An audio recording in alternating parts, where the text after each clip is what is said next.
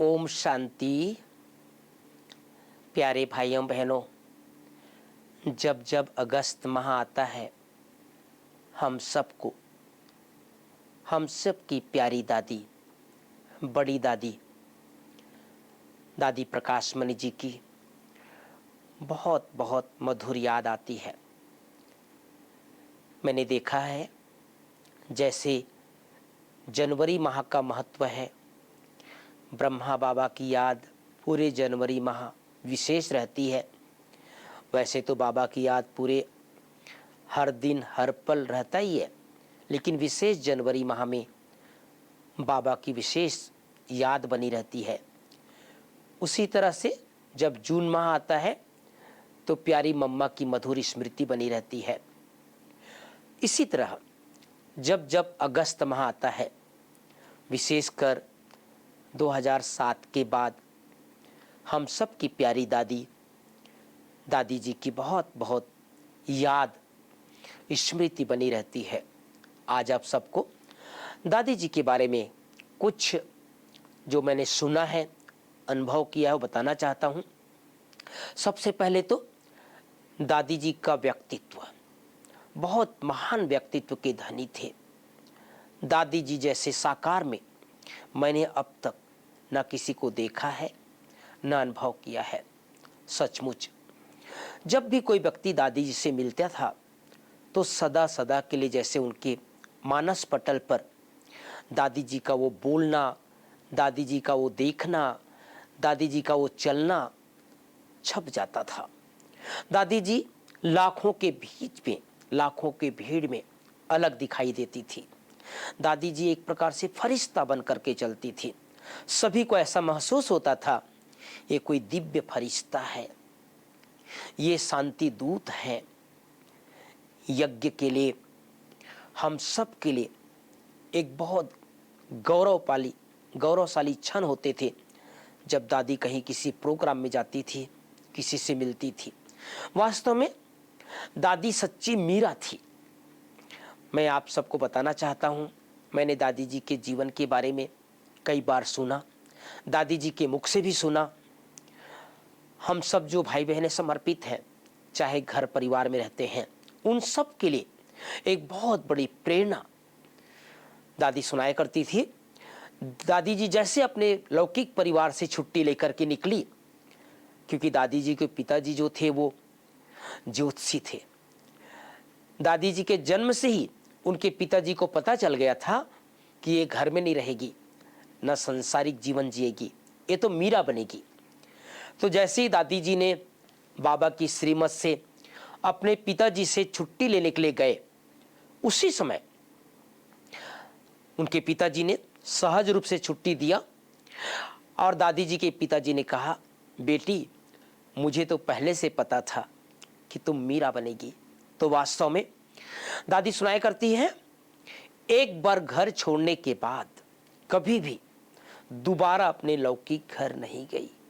इतना बड़ा त्याग, तपस्या, सब कुछ भूल गई, सब कुछ बाबा को बना लिया, बाबा को ही अपना संसार बना लिया।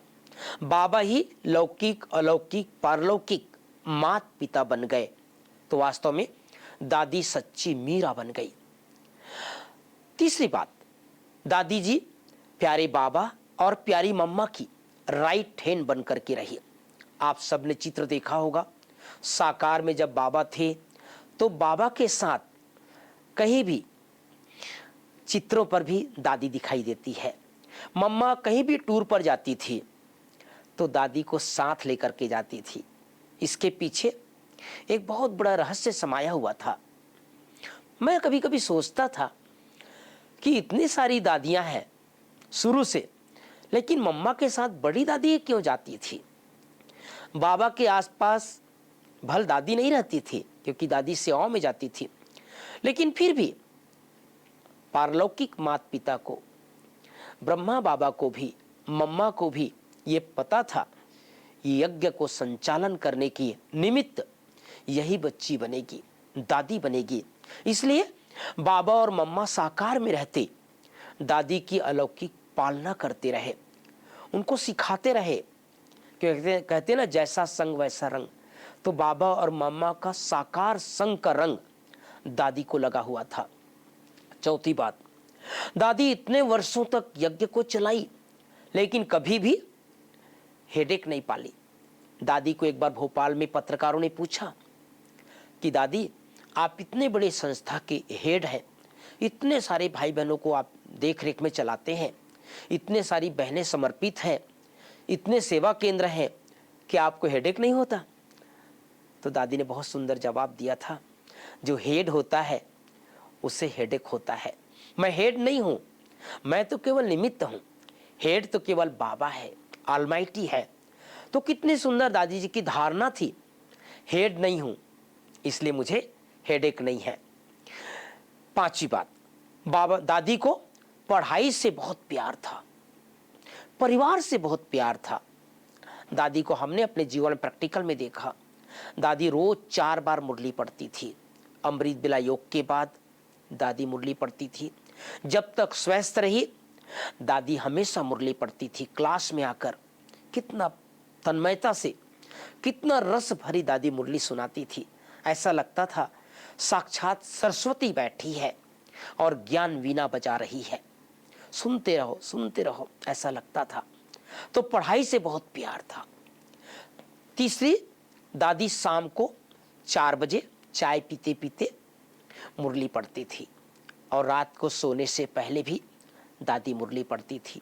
तो प्रतिदिन 4 बार बाबा की मुरली को स्वयं पढ़ती थी। इसके अलावा परिवार से बहुत प्यार था।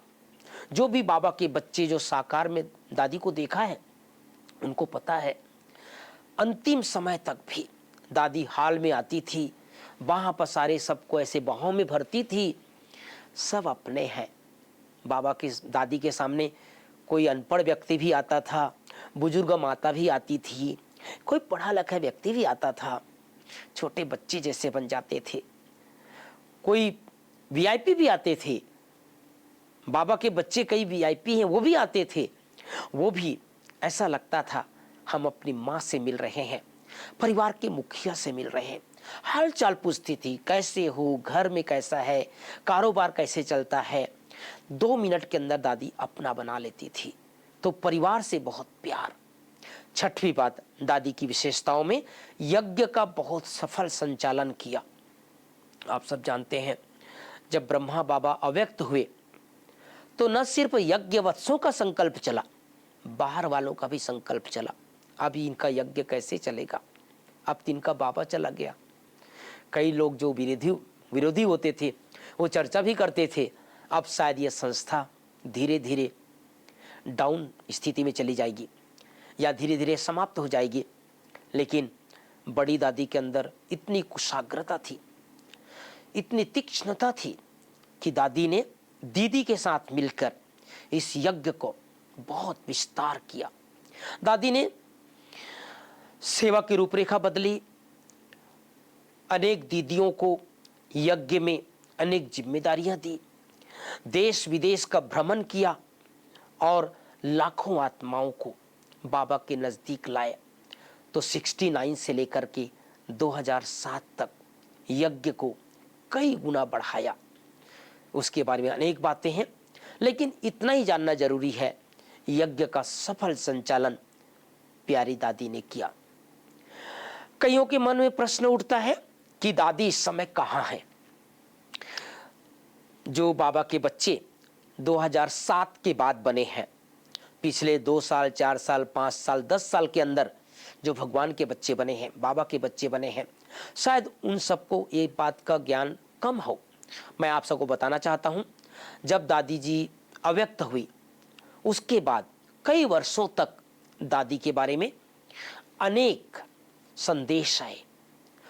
अनेक बार दादी गुलजार दादी के तन में 25 अगस्त को आती रही। दादी के बारे में 2-3 बातें सुना देना चाहता हूं।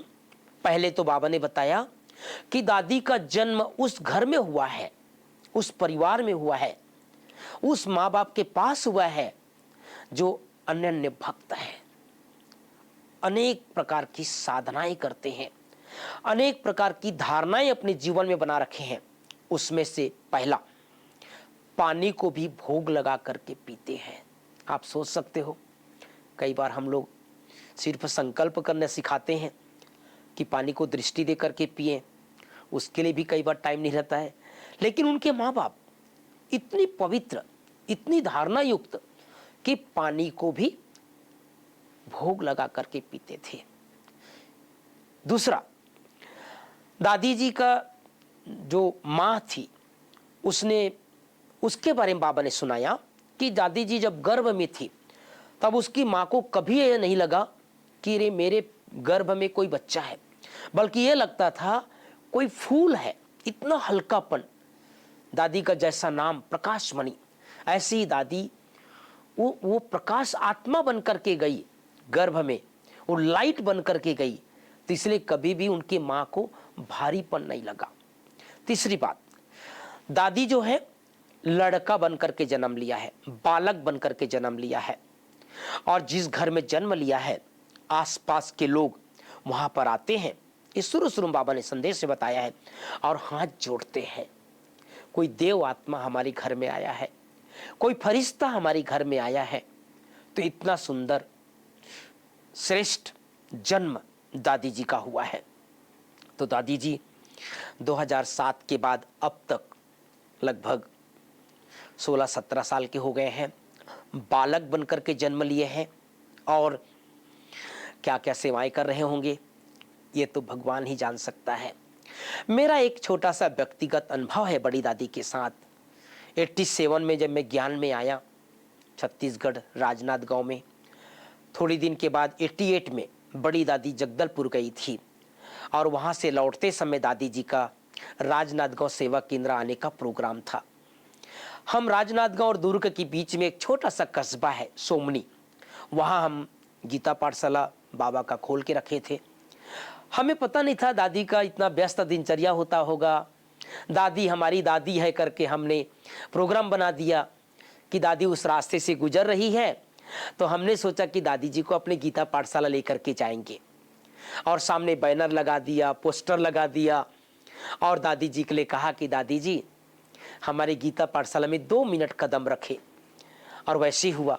हम सब ने रिक्वेस्ट किया, वहाँ पर हाथ जोड़ करके ऐसे बैठे रहे, और जैसी ही उधर से गाड़ियाँ आई